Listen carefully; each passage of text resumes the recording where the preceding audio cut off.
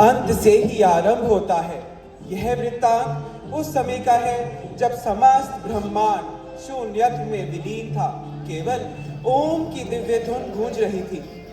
परमात्मा की शक्ति हर एक अणु के रूप में व्याप्त थी। उस समय जब हर जगह अमावस की रात्रि के समान घोर अंधियारा छाया था, तब परमपिता परमात्मा जो कण कण में व्याप्त हैं, एक अलौकिक ज्योति के रूप में प्रकट हुए। उन्हीं परमेश्वर की ज्योति के अलौकिक रूप से एक तेज प्रकट हुआ। उस तेज से देवी देवता,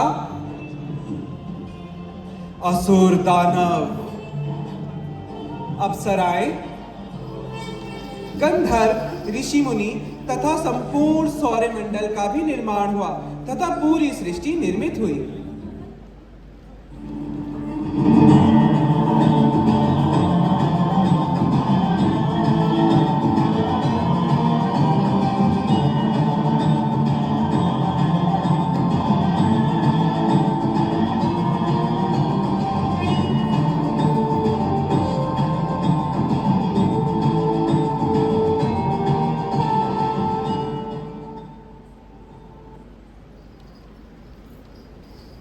यदा यदा हि धर्मस्य ग्लानिर्भवति भारत अभ्युत्थानमधर्मस्य तदात्मानं सृजाम्यहम्।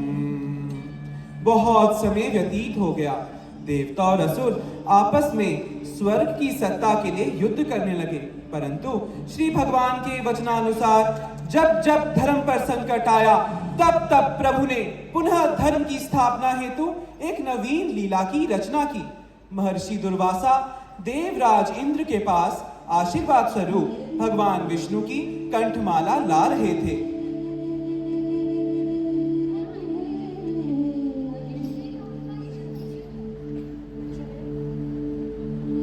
आइए महर्षि, आइए, स्वर्ग में आपका स्वागत है।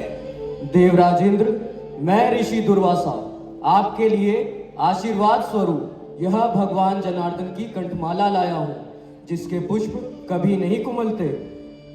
देवराज इंद्र महर्षि दुर्वासा द्वारा भेंट की गई माला को अपने वाहन गजराज ऐरावत हाथी को सौंप देते हैं। धूप, जिस श्री के मद में चूर, ऐश्वर्य, वैभव और बल में चूर तुमने इस माला का अपमान किया है। जाओ, मैं महर्षि दुर्वासा तुम्हें श्राप देता हूं कि तुम श्रीहीन हो जाओगे। देवराज इंद्र द्वारा किए गए इस कृत्य के कारण माता लक्ष्मी, उच्चश्रवा घोड़ा, ऐरावत हाथी, अप्सराएं, पारिजात वृक्ष तथा आयुर्वेद रत्नादि समुद्र में विलुप्त हो गए, जिस कारण संपूर्ण विश्व में त्राही त्राही मच गई। देवी देवता, असुर, मनुष्य, पशु पक्षी तथा अन्य जीव जंतु श्रीहीन हो गए, और शोकग्रस्त हो गए तथा उस स्थान पर गए जहां भगवान देव चंद्रशेखर शिव जी और शेषनाग की शैया पर विराजमान भगवान श्री हरि थे। त्राहिमाम प्रभु, त्राहिमाम, रक्षा करो प्रभु, रक्षा करो प्रभु जगदीश्वर। हम सब एक महान संकट के अधीन हो गए हैं। मद में चूर होने के कारण मुझसे एक बहुत बड़ा अपराध हो गया है, जिस कारण महर्षि दुर्वासा ने हमें श्राप दे दिया है और संपूर्ण जगत श्रीहीन हो गया है। अब आप ही कोई उपाय बताइए प्रभु, आप ही कोई उपाय बताइए। देवराज इंद्र, यह लीला उस परमेश्वर की ही इच्छा से हो रही है। वो ही सबको शरण देते हैं तथा धर्म की स्थापना हेतु नित्य नवीन लीलाएं करते हैं। वो ही सबको मोह के गर्त में गिराते हैं ताकि पृथ्वी पर जन्म मरण का चक्र चलता रहे, तथा वह ही समय आने पर मुक्ति का उपाय भी बताते हैं। तुम सब चिंतित ना हो, भगवान शिव का वासुकी नाग, मंदार पर्वत तथा मेरा कूर्म अवतार तुम्हारी इस कार्य में सहायता करेंगे। जिस प्रकार दधी को मतने से नवनीत की प्राप्ति होती है, उसी प्रकार क्षीर सागर को मतने से तुम्हें पुनः रत्नों की प्राप्ति हो जाएगी। इस कार्य में तुम्हें असुरों की भी सहायता लेनी होगी। जो आज्ञा प्रभु।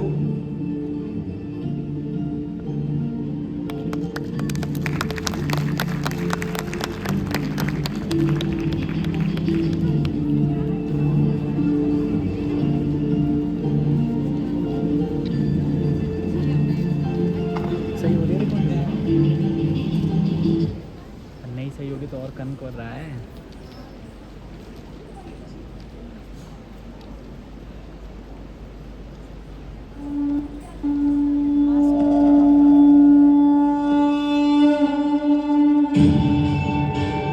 समुद्र मंथन में हलाहल के कारण संपूर्ण विश्व के प्राणी मरने लगे और हर जगह त्राही त्राही मच गई। तब भगवान चंद्रशेखर, जिनकी जटाओं में गंगा का वास है और शीश पर चंद्रमा शोभा पाता है, उन्होंने विष का पान किया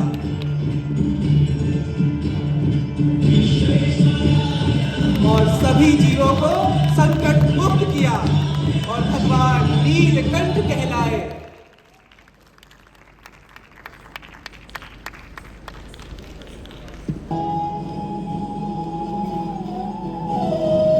मैं भगवान धन्वंतरी आयुर्वेद का ज्ञान लेकर आया हूँ। मैं ही सबको आयुष प्रदान करता हूँ। बल आदि भी मुझसे ही प्राप्त होते हैं। इस अमृतमय ज्ञान के अभाव में जो इस भूलोक, स्वर्गलोक तथा पाताल लोक में रोगों की वृद्धि हो गई है तथा आतुरता बढ़ गई है, उसका मैं शीघ्र ही निवारण करूंगा तथा सभी को रोग मुक्त करूंगा। नमामि धन्वन्तरिं आदिदेवं सुरासुरैर्वन्दितपादपद्मं लोके जरारुगमृत्युनाशं दातारमीशं विविधौषधीनाम्। स्वर्ग के बाद एक संगोष्ठी बैठी जिसमें ब्रह्म, धन्वंतरी तथा अन्य देवी देवता उपस्थित थे। ब्रह्मणा ही यथा प्रोक्तम आयुर्वेदम प्रजापति जगरहा निखिलेनादौ अश्विनो तु पुनस्तथा अश्विभ्यां भगवान चक्रा प्रतिपेदे ह केवलम ऋषि प्रोक्तो भरद्वाज तस्मात् चक्रमुपागमत्।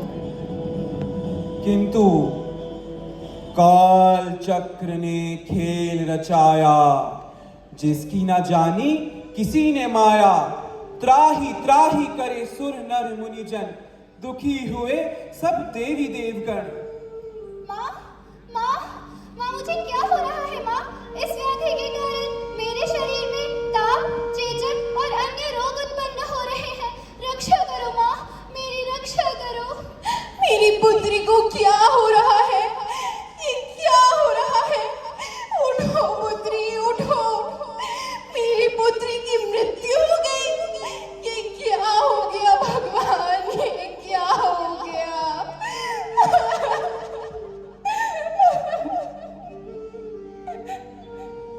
किस कारण से हमारी तपस्या भंग हुई है? जीवन पर्यंत हमने व्रत किए, उपवास किए, तपस्या की, ब्रह्मचर्य आदि का पालन किया, फिर यह विघ्न किस कारण से उत्पन्न हुआ?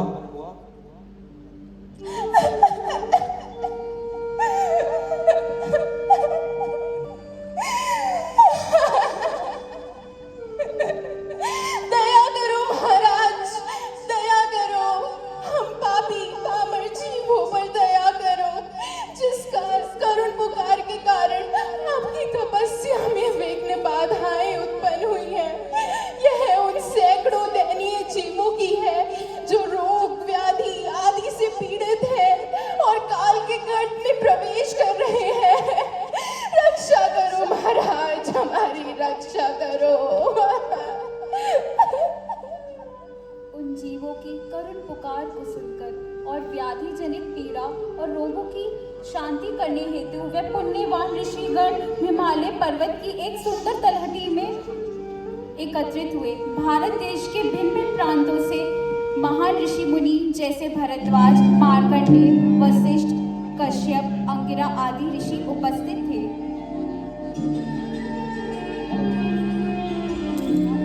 धर्मर्थ काम मोक्षाणाम आरोग्यम मूलमुत्तमम्।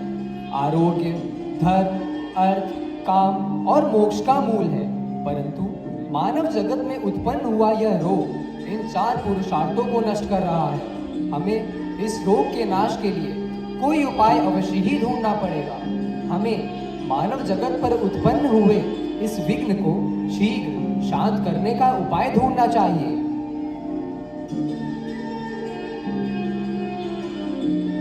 ध्यान में लीन ऋषि गणों ने अपनी दिव्य दृष्टि से देवराज इंद्र को देखा।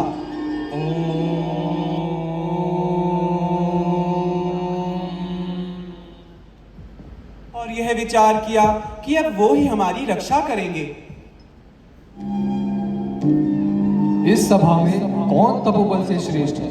जो स्वर्ग जाने में समर्थ हो वह स्वयं कहे। मैं भरद्वाज इस कार्य में समर्थ हूँ। आप सबकी आज्ञा से मुझे इस कार्य हेतु नियुक्त किया जाए। साधो साधो साधो साधो।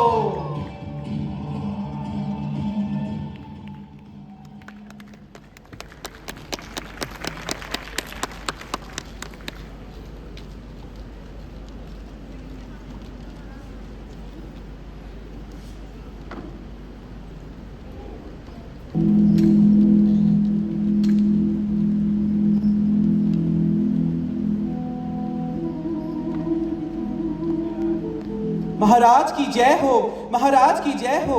महाराज, महर्षि भरद्वाज स्वर्ग लोक में पधार रहे हैं।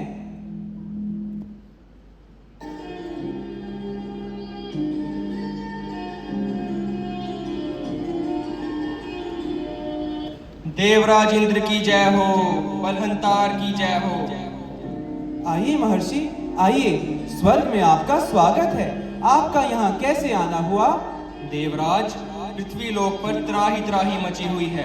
हर तरफ रोग व्याधि ने मनुष्य को घेर लिया है, जिस कारण हमारी तपस्या में विघ्न उत्पन्न हो रहे हैं। हे अमर प्रभु, अब आप ही हमें इन रोगों की शांति का कोई उपाय बताइए। आसन ग्रहण कीजिए महर्षि।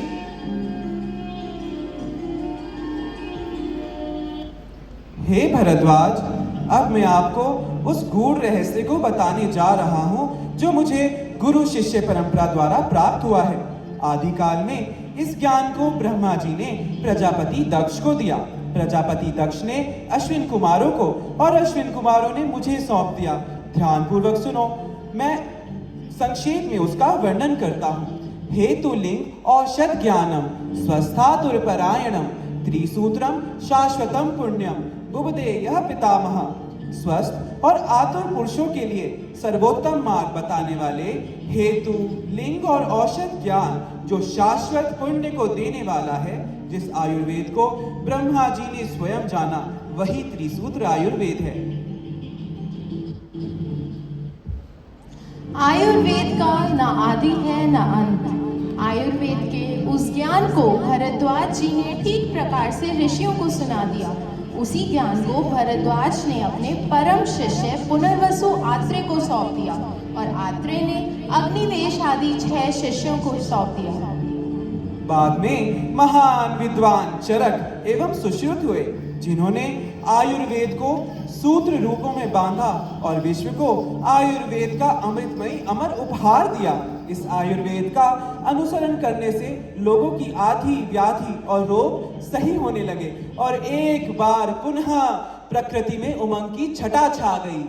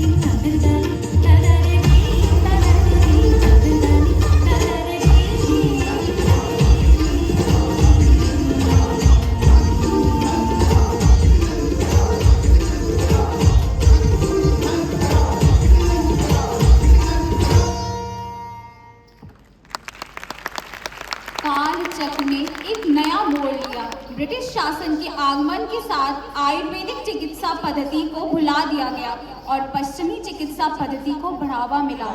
जिन औषधियों से था जीवन सिंचित, आज वही उपेक्षित हो गई। वेदों का जो अमृत पाया वो अब धुंध में खो गया।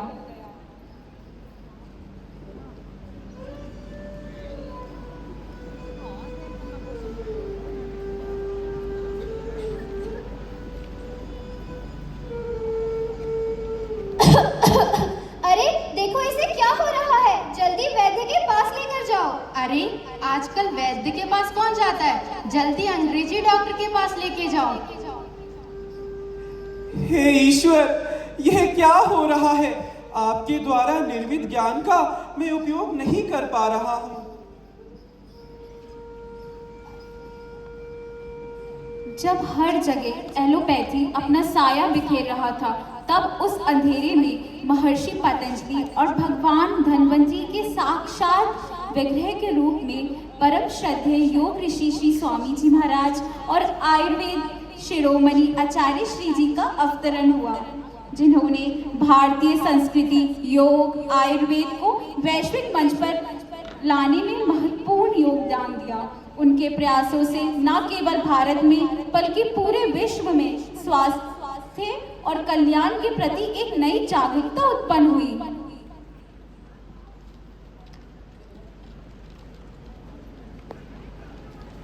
आज स्वामी जी के कारण ही योग हर स्थान पर, उद्यानों में, घरों में, स्कूल कॉलेजों में, सामूहिक स्थलों में हो रहा है तथा लोग अपने आप को स्वस्थ बना रहे हैं।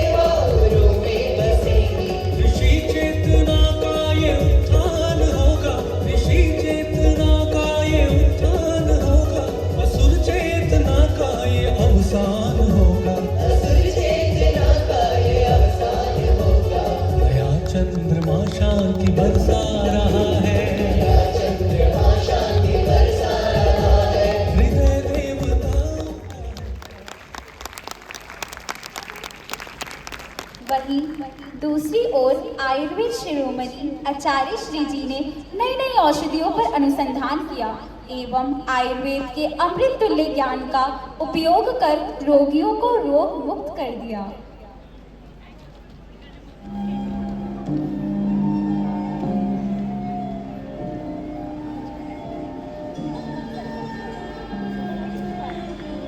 कैरेक्टर फिट है।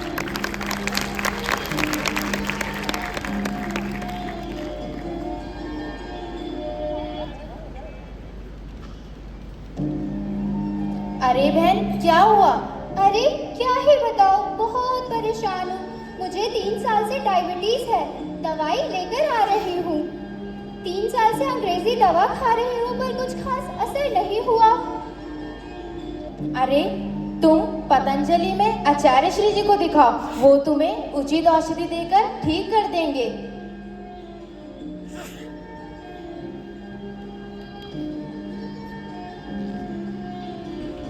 आचार्य जी नमस्कार। मुझे 3 साल से डायबिटीज है, हर दवाई खाकर देख ली, कुछ असर नहीं हुआ।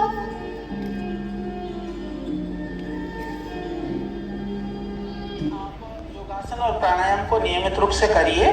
उसके साथ में मधुनाशिनी बटी भी आप हमारे पतंजलि आयुर्वेदिक स्टोर से मिल जाएगी आपको। कम से कम हाँ उसको लेते रहिए और थायराइड भी साथ में है तो आप वृद्धिवादी का बटी और कांचनार गुग्गल आप उसको लेते रहिए, इससे आपको पूरा फर्क पड़ेगा। धन्यवाद आचार्य जी। कुछ दिनों बाद रोगी आचार्य जी के पास वापस जाती है।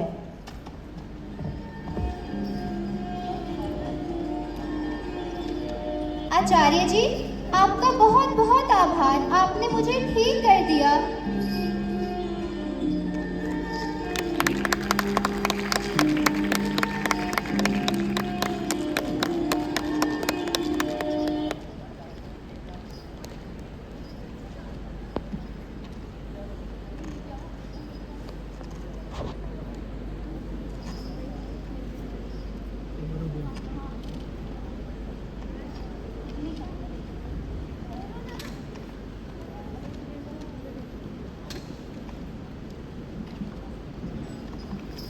अतः इस प्रकार आयुर्वेद के 2 रत्नों ने आयुर्वेद को एक उच्च शिखर प्रदान किया और लोगों के दृष्टिकोण को बदला।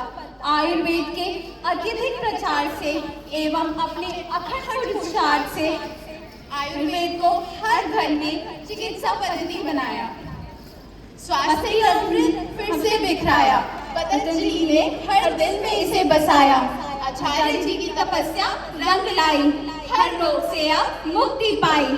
परम श्रद्धेय योग ऋषि श्री स्वामी जी महाराज एवं आयुर्वेद शिरोमणि आचार्य श्री जी को हमारा शत शत नमन।